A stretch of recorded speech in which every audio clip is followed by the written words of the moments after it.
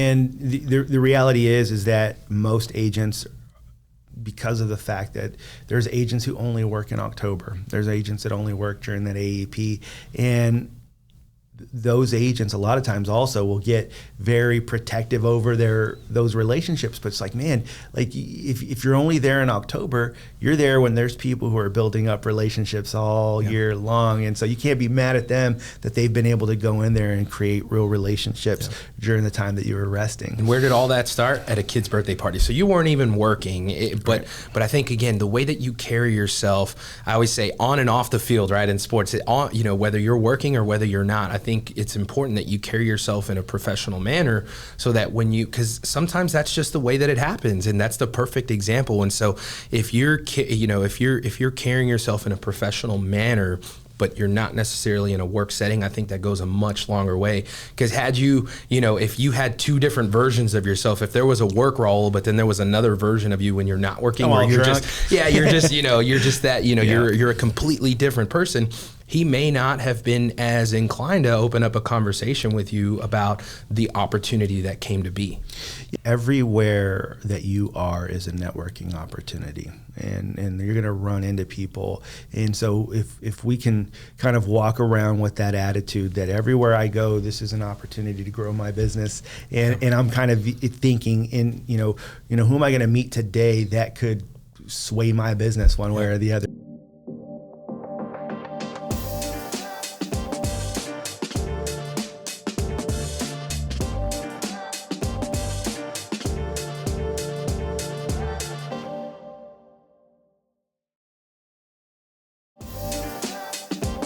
Hey everybody, welcome back to Medicare Agent IQ. I am Raul Gonzalez. And I'm Oscar Ibieta. Switching it up a little bit today, maybe looking a little bit different. Hey, what we want to talk about today is networking as it relates to Medicare sales. And I was looking up and I read a really cool quote, and it says, networking is an investment in your business, and when done correctly can yield great results for years to come. So we're going to spend some time talking about networking, and really what our hope is to help people also to understand the value in it. A lot of times people feel like, well, I'm wasting my time. If I'm not out there hustling and making sales, then I'm wasting time. And it's hard, right? Because like for a lot of sales-minded and sales-driven people, they have these thoughts that if I'm not in an appointment or calling on an appointment, I'm wasting time. Right. Yeah, I agree. And you mentioned wasting of time. Sometimes they feel that way when they go out and network. Right. And I think that's because they're expecting an immediate return, right? You go to this networking meeting, or, I was told to go out and network, and they're just expecting something to just happen immediately. Right. And that's not the case. It's usually not the case. Now, there are times where there is an immediate return, but many times I've found that it's something that you're almost, when you're networking, you're planting seeds. Right. And it's not, that flower or whatever it is that you're wanting to grow is not going to just overnight going to be grown. It takes time. And that's why, we're calling it an investment. Like you don't invest into a mutual fund and then, a couple days later expect that you're going to reap those benefits, right? You invest, and then you're waiting for those, for that investment to grow. And that's exactly what we're doing when we are networking. So let's talk about just a couple of places that we can network, or that's what we're going to be spending time doing. So obviously the very first one is with insurance representatives and account managers from the different carriers. And so I think that if I was watching the podcast, I'd be like, well, yeah, like that's what we're all here talking about today, right? Is an investing in those. But I've seen where there are agents who will talk in a stern way with the carriers from the insurance, or from the representatives from the carriers. And so like those are your sales managers. And why would you not why would you not do that? They're your friend. You need them, just like you need your upline. You need those carrier representatives as well. And so having a healthy relationship, a good relationship in place has always good, and you don't want to have an attitude like that, because you also got to put yourself in their shoes, and they've got hundreds, depending on the markets that they oversee. They might oversee multiple markets as well, and so they've got a lot of agents that they've got to oversee and support, and so you want to make sure that you're working your way up on that list, and acting in that way is probably not going to get you toward the top of that list. Right. But why do you want to be on the top of their list, right? I mean, honest question. Yeah, for relationships, so that they consider you whenever there are any opportunities that become available. Yeah, you get a random call from one of the carrier reps, and they're like, "Hey, I've got this event that we do every year, and the person who was going to do it kind of fell through. You were the first person I thought of. Why were you the first person I thought of? It was because we have a good relationship. Yeah. We've built this relationship where we're looking out for each other, right? And so obviously they're gonna naturally want to do that with top producers, but it doesn't even have to just be top producers, right? You can have a good relationship with your carrier even if you're not that top 10, top 20 producer. Yeah, and you could do that by other ways, right? By being engaged, by asking good questions, doing all of those things is going to move you toward that top of the list as well. Yeah, and so kind of thinking about that, and just another benefit that could come out of it are receiving leads from the carriers. And so there are agents out there that do receive leads. I can tell you, even if you are a top producer, when they're thinking about how to distribute those, if you're treating people poorly, if you're not doing a good job of that, you may not be the person that they're calling with that lead, right? Yeah, and one other thing that just came to mind as well is right now, we just recently did an episode about getting certified and working on your certifications, making sure that you're ready to go for AEP. These carrier managers, they're looking at who has gone in and done their certification. So yes, you've got the next few months to get certified, but the sooner that you do that, they're going to see that. When they pull those reports, that's going to reflect, and it's going to say, okay, Oscar's already certified. He's ready to go. He's ready to sell. And then you get a lead. Yeah. It's like, okay, well, let me look at people who are already certified with us. And so that's just more reason to get those types of things done early. Yeah, it's funny because it's a big source of stress. I think the one that it seems like it puts the highest amount of stress on getting those certifications done early seems to be United Healthcare. Yeah. They're very big on that, and for a lot of reasons. So if it's important to them, make it important to you. Yep. Just go out there and knock these things out. We tell people anyway, like it's an important thing to do. We'll stop a soapbox moment here. The reason it's important is because you should be doing other really important marketing things and getting ready for AEP in August and September. In July, early July or late June, you should be doing your certifications and knocking everything out. So obviously those are just the reasons to network with insurance carriers. So on to the next, this is one that not everybody thinks to do, is networking with other insurance agents. Yep. And so there's, in particular with other Medicare insurance agents, first of all, but there's also value in others. So we'll talk about that in just a second. But so why would it make sense, even if we're individuals, right? These are my cells. Why would it make sense to have friends in the insurance industry? Life, if you know somebody who does life insurance, Medicare in particular, other Medicare agents. Yeah, I think it's good to have those ongoing relationships. I think one that comes to mind immediately is just kind of operating. If I have good relationships with a particular Medicare agent, and maybe I may come across an opportunity or meet with an individual potential client who is already another agent is their agent of record, and I might say, well, I work well with this agent, I've got a good relationship, but my hope is that if that agent goes and runs into one of my clients, that they will, kind of get them back over to me, but also kind of staying up to date with things. Sometimes I found myself in conversations with agents where it's like, hey, a lot of agents are happy to share what it is that they're doing, because again, in this business, there's a lot of opportunity. In my opinion, it's not saturated with agents. I think there's a need for more agents in this industry. So being able to talk through strategies with other Medicare agents and saying, hey, what's working working for you, or what's not working, or have you ever tried doing this? And they say, yeah, I've done that before, but it didn't really work. But I think if you were to do it this way, and you can just, you can come up with some good ideas or get some feedback from other agents in the industry as well. Yeah, another reason would be like retail opportunities. So let's just say that you had, or events, you were working an event and something came up and now you can't go. Well, if I have friends in the industry, I can pick up the phone and call one of them and say, hey, look, I've got this great opportunity. I need someone to cover it. Would you want to do it? And vice versa, people might do that for you. So it's opportunity for you to get activity that you may not have otherwise had.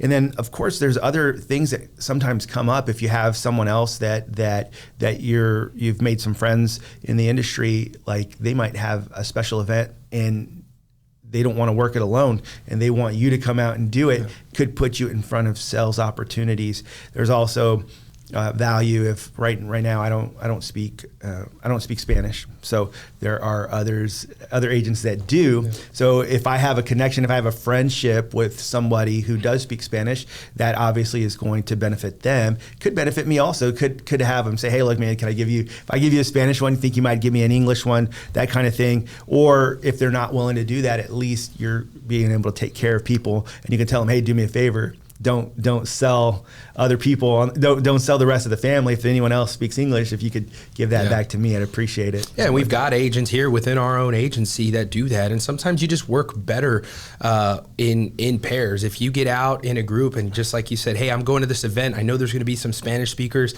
Hey, let's go and tag team this event. And maybe you could say, hey, I'll bring some waters, and can you bring some crackers and some giveaways for this event? Maybe you bring a table. I'll bring whatever it may be. But I think when you start to collaborate with some of these events, I feel like you can bring out the better in each other. Absolutely. So now onto the life insurance agents. I know. So obviously that one should go without saying for most of us. Is that right? Oh yeah. Yeah. I remember working with some life insurance agents who all they did was life insurance. And so whenever they walked into an appointment, sometimes they were walking into appointments and they'd say, hey, I have a Medicare lead for you. They thought I was going in there for Medicare. I was actually in there for life insurance. But can you help them? And so, yeah, absolutely. I'm willing to, I'd love to help them. And so, yeah, now some of those agents have actually gotten into the Medicare business with us, right? But some don't. Some just don't want to do that. They don't care to mess with Medicare, and all they want to do is life insurance. But it helps them with, if you have a good working relationship with a life insurance agent, it helps retention for both of you. Because if I go and sell a Medicare product, I'm not going to sell them any life insurance products. But if I have a trusted life insurance agent who's going to refer that business to me, then they know, okay, I can refer this Medicare business and I don't have to worry about Oscar coming in and also trying to sell them another life insurance product. So it helps with retention for that life insurance agent. For sure. And then group health agents are other people that make a lot of sense. In particular, if you can make friends with people who sell small group coverage, then that's going to make a lot of sense, right? So because of the fact that they work with small groups, it would benefit their clients, it would benefit them if when people turn 65, if they were removed from the plan, from the group plan and enrolled into a Medicare Advantage plan for these small groups, it makes a lot of sense. And so if you can network and create relationships with group health agents, then it's going to make a lot of sense for you. It could really benefit both of you. So it's one of those mutually beneficial relationships. Everybody wins there, right? Including the employer, the group health agent, and you. And so everybody wins. So try and partner with them. But even if you're able to get in with any businesses, any small businesses, and create a relationship with them, they may have some people who are aging. And so that relationship doesn't necessarily have to come from that small group agent. It can, and it should, and you should try to do that. But also, if you know any business, have any relationships with any small businesses as well, that's an opportunity that you have in store for you. For sure. Hey, so where are some places that you can meet other agents that are in the industry local? Networking groups. Yeah, right? Networking groups for sure. Yeah, that's absolutely. What would a networking group like BNI, something like that? BNI. We have quick story. We have an agent who recently joined one of the BNI chapters. And the cool thing about BNI, I think, is they only take one person from in each chapter, right? They only take one person from a particular industry. So you're not going to find more than one realtor in your BNI chapter. You're not, and if you're that Medicare, point of contact, you're going to be the only Medicare point of contact in that group. And so if you have relationships with those, and then you can find people who maybe work in the industry but not necessarily Medicare, you might be able to partner with a life insurance agent, or we didn't talk about this one, a P&C agent, somebody who sells auto and home insurance. You can have a relationship, which I have a few auto and home insurance agents that I have a great working relationship with them, because I'll refer business over to them, and they don't want to touch Medicare, they don't want to mess with it, so they refer that business back over to me. But again, going back to the BNI, I think there's a lot of, this particular agent has already gotten 3 sales from it, and he's been in this group for only 2 weeks. And so it's already paid for itself. Of course, there are fees that are associated with some of these networking groups, but the return on investment is absolutely there. Yeah. So other places that you can meet other insurance agents besides like BNI would be going to the carrier, the carriers all have these rollouts and these kickouts and things like that. So always, I feel like being a friendly face in there, smiling at other people, and kind of, engaging with other people and just kind of saying hi without any ulterior motive, right? Yeah. Just like, hey, how are you? And kind of, making friends in there. But another place I think, and this is going to be one of our next places that you can network, is at NABIP events. So NABIP, let's, another soapbox moment here. NABIP is, they're basically a, how do I explain NABIP, Oscar? Basically, they are a lobbyist. Yeah, they're a lobbying group, and so being a part of that, they represent insurance agents, and so it's just what they do. So to be a member of it, you have to pay dues on that as well. And like here we are giving people all of these different places where they're going to pay dues, but it makes sense because they're the ones out there, they're the ones when the final rule comes out and it's looking crazy, they're the ones dealing with it. Yep. When any new rules come out, they're the ones who are either talking and lobbying for change, or they're the ones who are fighting the bad changes. And so it makes sense to pay into that and be a part of it. But the other benefit of that is that they have, probably on a monthly basis, like get-togethers and things like that. They have, they even have a depending on the city, like where everyone, they just talk about Medicare and everything like that. So because of that, it's just a great opportunity to go meet other people. You might meet people there that don't do Medicare at all, but you might meet those group health agents. You might meet other agents that are very important in our industry, or people that could benefit. And so just networking there makes a lot of sense. Yeah, getting out there and getting in front of people and being a smiling face and just being a warm and welcoming individual, somebody who's easy to talk to. I think that just goes a long way. It helps you build a reputable, what's the word that I'm looking for here? I guess a reputation, right? And so I think that if you've got a good reputation in this business, that's just going to lead to a lot of good things, as opposed to having a bad reputation, right? Just, yes, we're all in, I feel like, yes, we're all in competition, but at the same time, we're not. We're in this thing together, and we don't have to compete. We can share the same playing field and all be successful. I just don't understand it. For the most part, I would say I have a really strong relationship with all competitors. Usually we greet each other, and there's always that one person out there that just kind of you kind of hear through the grapevine they're mad at everybody, they're always thinking people are coming after their business, things like that. It doesn't have to be that way, guys. Let's just go out there, let's all put our heads down and work. If one of your clients ends up in my book of business, my bad, you'll get the next one, vice versa. We're all in sales here.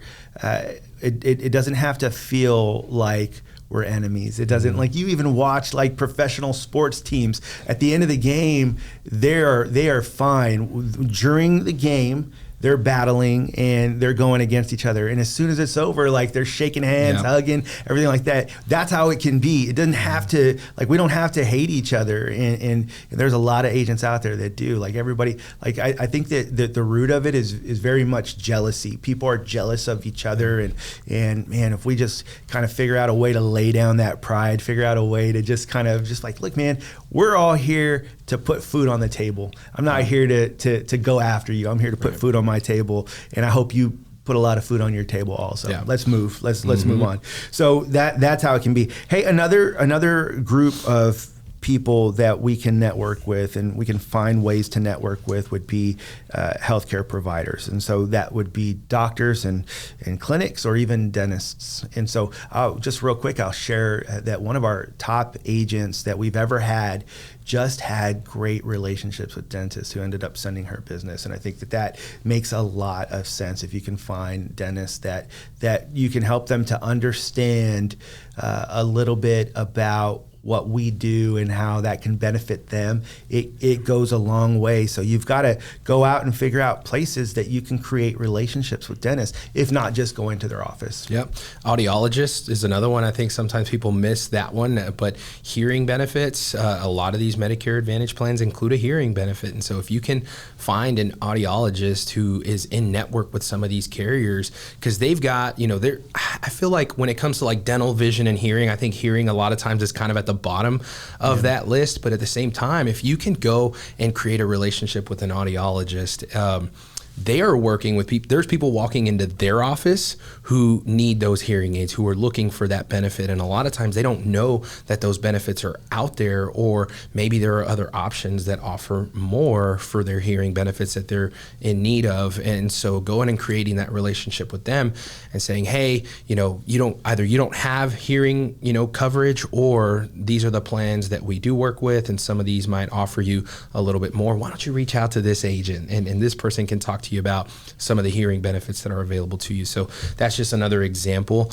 of going out and creating those relationships. Yeah, for sure. Doctors, obviously there are networking groups where you can go out and meet with them.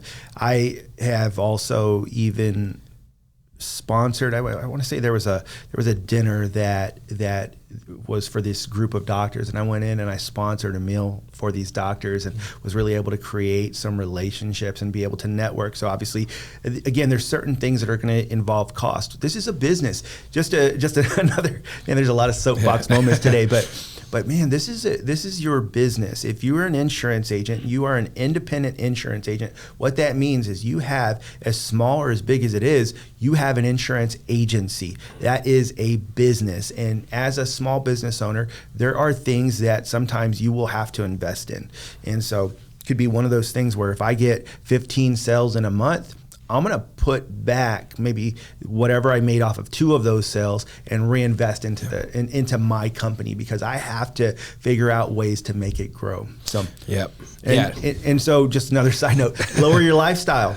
If you have to bring down your lifestyle to where you can reinvest into your business. If you're making 15 sales a month, just say, okay, I'm actually living off of 12 sales a month, and those other 3 that I made, I'm taking the commission that I make off of that, and I'm going to reinvest it into my business. For sure. Another one is to network with is pharmacists. So just a quick story. And again, these are places that you can find. There's places that you can run into people. So there was a pharmacist that I ran into who worked for, I want to say it was for CVS, and he was at my kid's birthday party. And so he brought his 6-year-old. I have a 6-year-old. So they were at the birthday party, and we were just chatting and found out that he was a pharmacist. And what he said was, it's so funny to meet you. People ask me about what insurance they should pick all the time, and I never know what to tell them.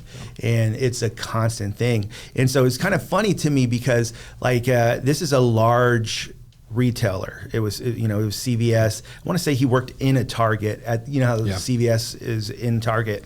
And it was the craziest thing that you could be in that large of a pharmacy and nobody's ever, like no insurance agent has ever come and tried to talk to you. And I asked him, I was like, hey, has anybody ever tried to explain, how they can help? And he's like, no, not at all, not at all. Like, and I'm like over here trying to, how do you pick a Part D? I don't even know. He's like, man, just give him my card and I can help with it. People, get out there. That's another place where like people that you can network with. And so imagine, and you can ask them like, where are there places? Like, what, do you guys ever get together? Like, is there ever a group of pharmacists that get together? Maybe we can, maybe I can come and I can just chat with everybody and just kind of let them know what I do. You've got to create relationships, create some friendships within that. So yeah.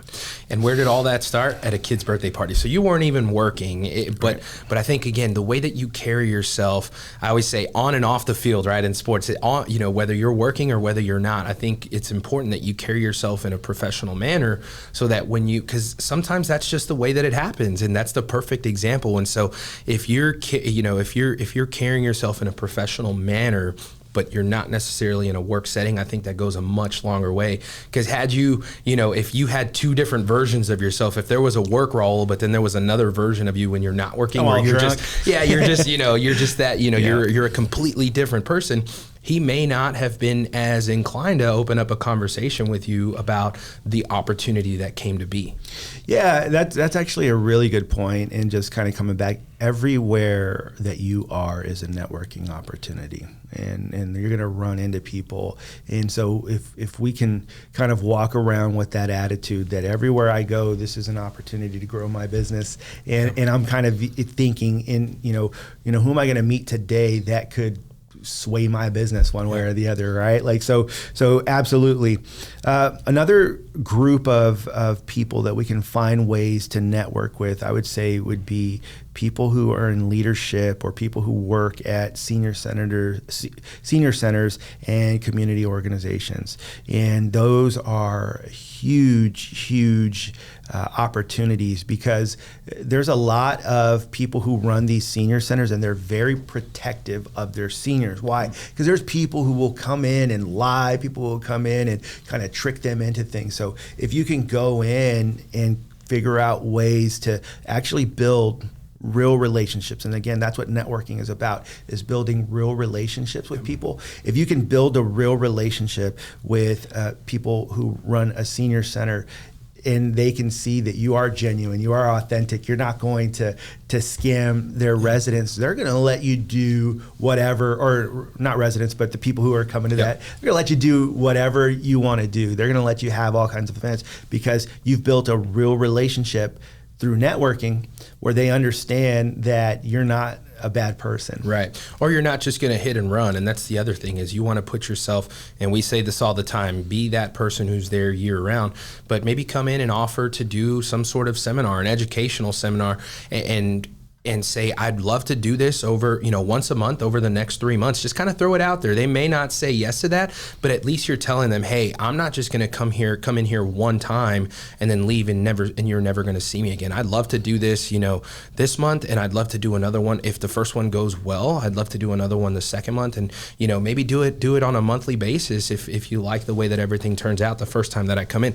And that's just showing that you're willing to commit to this senior center, and you're not just going to be that individual who comes in one time, tries to collect a few leads and walk away with some sales, and then never come back again. Yeah, for sure. And the reality is that most agents, because of the fact that there's agents who only work in October, there's agents that only work during that AEP, and those agents a lot of times also will get very protective over those relationships. But it's like, man, like if you're only there in October, you're there when there's people who are building up relationships all year long. And so you can't be mad at them that they've been able to go in there and create real relationships during the time that you were resting. So there's just kind of more reason. You just got to get in front of people, still stay active all year long. So, hey, so that's our show for today. Just kind of want to remind people, networking is a key to success, and so there's so many different things. Obviously, get out there and buy leads and do all the things, but gosh, isn't it so much easier if you've created all these relationships that end up benefiting you, where people are sending you enough business to where you're getting 15 sales a month and it doesn't even matter, right? It doesn't, they just know that you just know that you're going to get those sales, and you haven't even put in much effort because of all the effort you put in. You're not working as hard for those 15 sales. And I would say, I know a lot of the information that we covered today can seem a little bit overwhelming or intimidating, but think about it. Like, if you go and create a relationship with a senior center, it's going to, and you say, I'm going to do this thing once a month. That's 2 hours a month with one place. So it's not like, gosh, you're telling me to go here and go there and build a relationship there. That's a lot of time. And really, it's not. When you treat this like a full-time job and say, this week, I'm going to commit to working my 40 hours and I'm going to put in that work. I'm going to go in and find places that I can network with. But also, if you land a place and you commit to doing it once a month and it's 2 hours, that's 6 hours of work over the next 3 months. So you want to go and find another place and find another place. And so build that list of networking, relationships, because really, in reality, you want to have as many as you can, and you should have as many as you can. You don't just want to have one or two, you want to have many. And again, it seems like a lot, but the truth of it is, it really isn't. Yeah, you got to invest in your business by networking. Yeah. So. All right. So until next time, don't hesitate to reach out. Make sure you follow us on YouTube, on Instagram, TikTok. Really, we're pretty much on every platform right now, and really just wanting to help get our message out there and help agents to be successful selling Medicare. So until next time, have a great day.